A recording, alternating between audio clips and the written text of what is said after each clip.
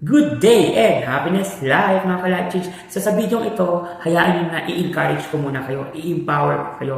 Sa buhay natin, hindi natin kailangan magmadali. Hindi natin kailangan ipagpilitan ang mga bagay na hindi pa time.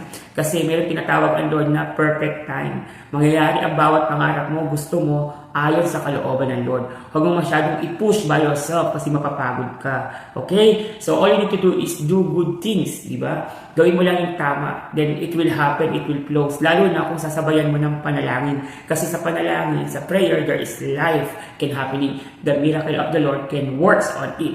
Kaya, there is what we call time for everything. Di ba? Sabi nga sa Bible, there is a time for everything. So, darating din yan. Huwag ka mag-alala. Ipagkakaloob yan sa inyo ng Diyos. Basta magkaroon ka ng pananampalataya. So, what is faith? Hearing and hearing and hearing, and you believe it will happen. That is faith. Okay? So, to all of you, I wanted to encourage you yung spiritual life ninyo. Kasi kailangan yung spiritual life natin is connected also sa physical world natin. Para naman yung pagpapala ng may-ari ng mundo is mapa sa iyo. Sino ang may-ari ng mundo? Ang Diyos. So, tawag ka lang sa Lord and everything shall be added unto you. God bless.